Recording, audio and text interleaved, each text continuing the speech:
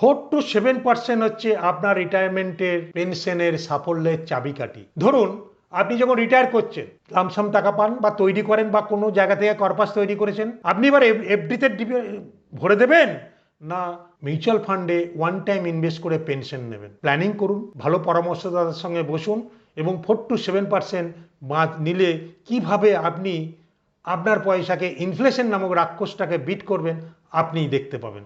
দেখুন আমি একটা সহজ ক্যালকুলেট, ধরুন আপনি রিটায়ার করেছেন, সে 50 লাখ টাকা আপনি ইনভেস্ট পেয়েছেন, আপনি যে যা বলবে সেখানটা বসিয়ে নেবেন, 50 লাখ টাকা আপনি পেয়েছেন।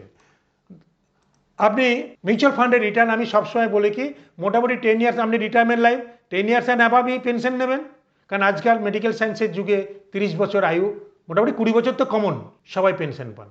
সো গভর্নমেন্ট তো আর পেনশন আমাদের দেবে না, যারা প্রাইভেট কোম্পানির যারা পেনশন তৈরি করেন, আপনার নিজের টাকায় তো আপনাকে পেনশন তৈরি করতে হবে, প্রাইভেট কোম্পানিতে যারা চাকরি করেন।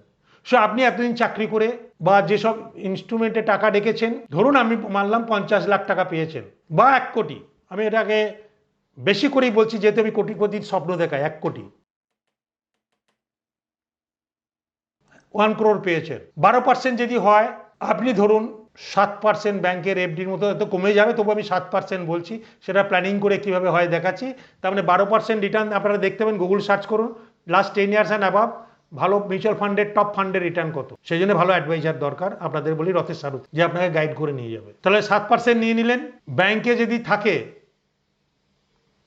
এই 7%, এই টাকাটা, এই 1 কোটি টাকা যদি ইন্টারেস্ট নিয়ে নেন 7%, কোনোদিন বাড়বে না, বাট ইনফ্লেশন নামক রাক্ষসটাকে রিটায়ারমেন্টের পর 30 বছর বাঁচবেন কি করে? একমাত্র মিউচুয়াল ফান্ড আছে আপনাকে সেখানে বাঁচাতে পারে।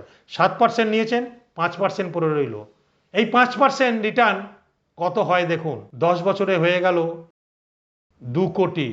আপনার এফডিতে টাকা রাখলে 1 কোটি 1 কোটি থাকবে, মিউচুয়াল ফান্ডের 2 কোটি হয়ে গেল। এবার এখান থেকে আবার 7% নিন, তাহলে কত হলো? 1 কোটি টাকায় যদি 7% তুলে 7 লাখ হয়, 12 দিয়ে ভাগ করে নেবেন। ইনফ্লেশন বাড়ছে, তাহলে 2 কোটিকে 7 দিয়ে ভাগ করুন, 14 লাখ, 1 লাখ টাকার উপর পেনশন হয়ে গেল। ইনফ্লেশন বিট হচ্ছে, আবার 20 বছর টাকাটা আবার খাচ্ছে 5%-এ, কত হয়ে গেল? 4 কোটি।